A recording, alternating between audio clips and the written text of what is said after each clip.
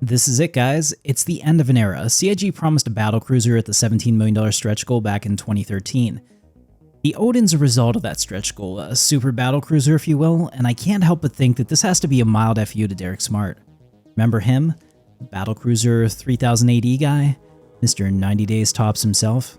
Well, if you're new to Star Citizen and don't know who that is, I don't blame you. He's been quiet for years now.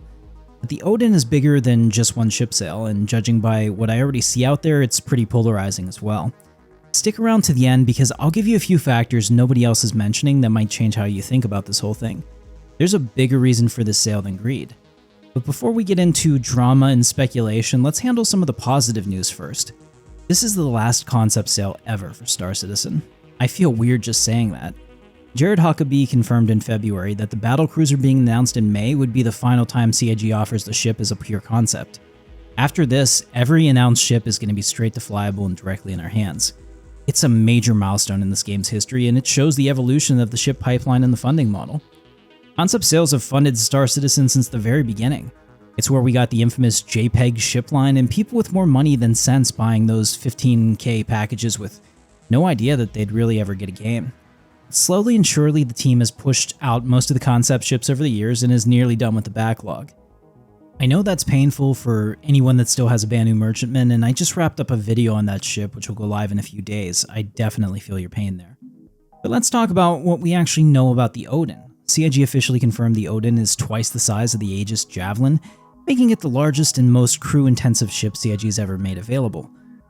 I think the fear of the unknown is the real issue with the community reaction here. We don't really know much about the Odin yet, and just like how a dark room is instantly scarier than the same room with full lighting, we're seeing people project whatever they want onto this ship. Let me put this in perspective as somebody who plays this game regularly. I have zero fear of big ships like the Idris or the Javelin as a threat to me personally. I don't plan on engaging them often, if at all, and certainly not without being part of a bigger battle group. There aren't hundreds of these ships everywhere all the time either. I've gone from seeing them all over the place when they first launched to rarely encountering one unless I'm running with an org using theirs. Once the verse expanded, the relative density of capital ships has dropped significantly. I acknowledge that they're definitely still out there, they're just not the omnipresent threat that people imagine when they're worked up about ship sales and the whole pay-to-win argument. We zoom out and remember that we'll eventually be able to craft our own Bengal carriers as part of large org activities.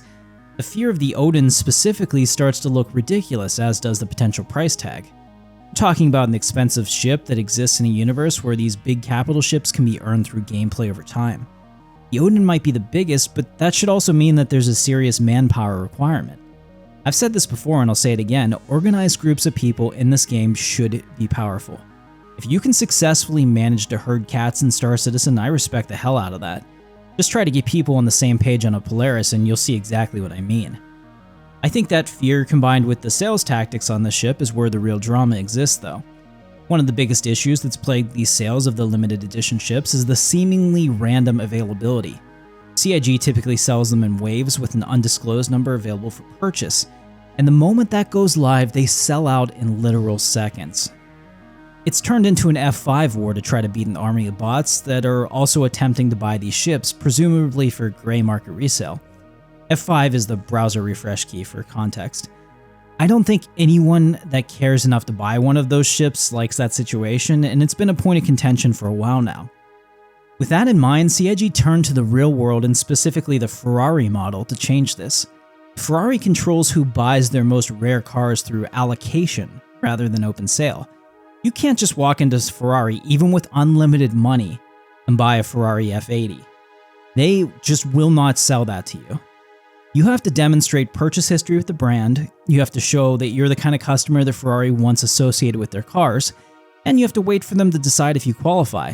To the rest of us, that might seem ridiculous, but that's just how many of the luxury brands operate. So, CIG now has made it so you have to apply for the right to purchase an Odin. I assume this will also be a way to weed out anyone lazy enough to write an essay with ChatGPT on why they're the perfect owner. It's certainly one way to handle the bot issue, and for that, I can accept it. I also have no horse in this race anyway. Believe it or not, as a YouTuber, the world doesn't revolve around me. The community's been complaining about F5 wars and gray market manipulation for years, and CIG looks like they're actually doing something about it. Whatever else you think about this, it's solving a real problem for some of the backers. But is there a perception issue with this approach? Oh yeah, that's pretty clear. Despite being an intra-community attempt to fix an issue for the biggest of the whales, everything they do gets amplified to the ether. There's always outrage no matter what position they take, so add a big price tag to it and the meltdown potential is just real. Critics are going to call this elitist, they're going to say CIG's gatekeeping ship purchases, how the argument is that this is only going to go to the top content creators. They're going to frame the application requirement as proof that Star Citizen has become a luxury hobby rather than a video game. And most of that criticism will come from people who have never engaged with this game seriously, and they never will. Some, I bet, will be people complaining out of sheer jealousy because this ship isn't going to be cheap, and it's not a responsible financial move for anyone to make anyway. But the crazy part is that none of this even matters. Star Citizen's reputation isn't going to change because of this. The people who already hate everything about the funding model aren't going to hate it more or even less because of one ship sale mechanism. Their position's been locked in for years, and nothing CIG does will ever change that. And can you believe it? I'm not going to tell you what I think you should think on this. I've said a few times recently, I don't consider my position the end-all be-all, and I don't think that just because I have a YouTube channel with a decent following means that CIG owes me or my opinions anything. If you want to be outraged, fine, have at it. If you're like me and don't give a fuck at all, that's great too.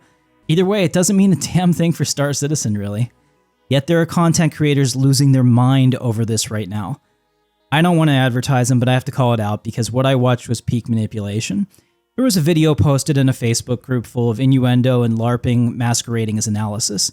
The creator dismissed the actual reason CIG is doing this, which is to combat botting in F5 wars, with the line that people defending this are the same people who couldn't answer you if you asked them how they'd feel if they didn't eat breakfast today. That line is a problem. It's a legitimate psychological question that measures abstract thinking and verbal reasoning.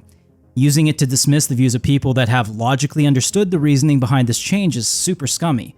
It's claiming an authority position, then using a pseudoscience approach to dismiss clinical views before going on the emotional rant about why this hurts his feelings. The phrase also gained popularity online and has been associated with 4chan as a dog whistle stereotyping certain racial groups. When I see somebody being intellectually dishonest as a rationale for a rant that's going to outperform their typical content, that's a major red flag to me. It frames the outrage as manufactured rather than honest. Look, it makes sense that this is a hot topic because prices are going to be eye-watering. The pricing speculation in the community ranges from $5,000 to $10,000, and frankly, I think CIG goes big here. Why charge $5,000 when people are buying it will thank them for charging them $10K? The same people applying for this want to feel like they earned it. And higher prices make them feel that way even more.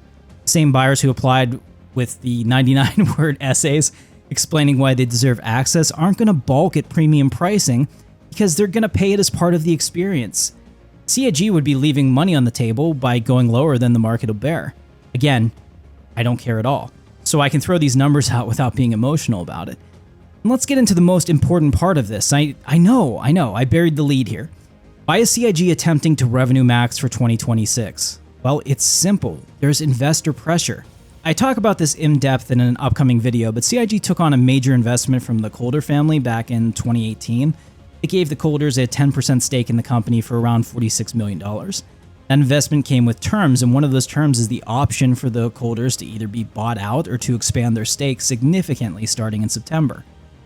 CIG has a window between now and September to either generate enough revenue to handle a buyout, or prove enough trajectory to keep them invested at current levels, or accept the consequences of them expanding their position and gaining more influence over the company's direction. None of those scenarios are great for a studio that Chris Roberts has been running with relative independence for over a decade.